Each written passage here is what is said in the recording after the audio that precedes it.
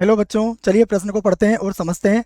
अभाज्य गुणनखंड द्वारा निम्नलिखित पूर्णांकों का लघुत्तम समापवर्ती तथा महत्तम समापवर्तक ज्ञात कीजिए। और हमें दिए गए हैं 17, 23 और 29। प्रश्न को हल करने से पहले हम प्रश्न के लिए मुख्य अवधारणा लिख लेते हैं। मुख्य अवधारणा, जिसकी सहायता से प्रश्न को हल किया जाएगा।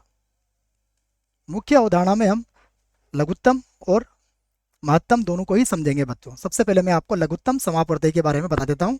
तो लघुत्तम समापवर्ती, जिसको हम लसा कहेंगे संक्षेप में, और इसको आप अगर परिभाषा इसकी समझना चाहते हैं तो इसकी परिभाषा बनेगी दो या दो से अधिक संख्याओं का लघुत्तम समापवर्ती वह छोटी से छोटी संख्या है जो दी गई प्रत्येक संख्या से पूर्णतः विभाज्य हो। जिसको हम एक उदाहरण से समझते हैं। मान लीजिए 4, 6, 8 का आपको लघुत्तम समापवर्ती ज्ञात करना है। तो देखिए क्या होगा। अगर आप 4, 6 और 8 की बात करें तो इसके लिए हम संख्या लिखेंगे 24। 24 सबसे छोटी संख्या होगी। जैसा कि मैं अगर समझाऊं आपको तो 48 भी हो सकती है। 48 में भी 6, 4 और 8 का पूरा पूरा भाग जा सकता है और 24 में भी जा सकता है, परंतु परिभाषा में हमें क्या चाहिए? सबसे छोटा पूर्णांक चाहिए। तो ये इसका उत्तर होगा बच्चों। अब हम यहाँ पर महत्तम समापवर्तक को समझते हैं। महत्तम समापवर्तक, इसकी परिभाषा सुनिए। यह है दो या दो से अधिक संख्याओं का महत्तम समापवर्तक वह बड़ी से बड़ी संख्या है जो दी गई प्रत्येक संख्या को पूर्णतः विभाजित कर दे। देखो इसको ऐसे समझिएगा आप। यहाँ पर हमें बड़ी से बड़ी संख्या क्यों कहा गया है? मान लीजिए हमारे पास 12 और 16, इसका हमें ज्ञात करना है मस। तो इसको समझिएगा। देखिए 12 और 16, यदि 2 का पहाड़ा बोलेंगे तो उसमें भी 12 और 16 आ जाएगा, और यदि 4 का पहाड़ा बोलेंगे तो उसके अंदर भी 12 और 16 आ जाएगा। लेकिन अगर हम मस की बात करेंगे तो मस में हमें क्या चाहिए? बड़ी से बड़ी संख्या चाहिए, अर्थात 2 नहीं, इसका उत्तर क्या आएगा?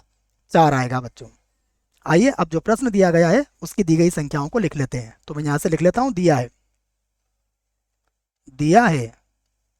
देखिए हमें दिया है, अलग अलग संख्याएं दी गई है। एक तो है 17, उसके बाद है 23 तथा अगली संख्या दी गई है 29।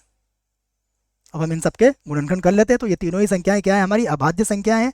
फिर भी हम इनको लिख लेते हैं। देखो 17 जो है इसे हम लिख सकते हैं 17 गुणा 1 लिख सकते हैं। उसके बाद 23 है, 23 को हम लिख सकते हैं 23 गुणा 1, और 29 अपने आप में अभाज्य संख्या है तो इसको लिख लेंगे हम 29 गुणा 1। अब हम सबसे पहले ज्ञात करेंगे इसका एलसीएम। एलसीएम अर्थात इसका लघुत्तम समापवर्ती। तो किस किस का ज्ञात कर रहे हैं हम? 17, उसके बाद कॉमा लगा के लिखेंगे 23 और कॉमा लगा के लिखेंगे 29। बराबर देखिए, अगर हम यहाँ पर ध्यान से देखें तो 17 भी आ जाएगा, 23 भी आ जाएगा और 29 भी आ जाएगा। अब हम इनको गुणा कर लेते हैं। तो इनको गुणा करने पर आ जाएगा 11,339।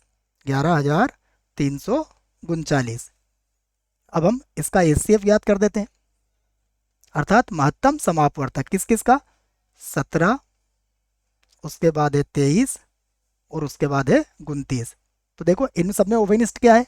वैसे तो कोई ओवेनिस्ट नजर नहीं आ रहा है, लेकिन फिर भी एक आप इसमें ओवेनिस्ट ले सकते हो। तो ये दोनों ही क्या होंगे? हमारे प्रश्न के उत्तर होंगे।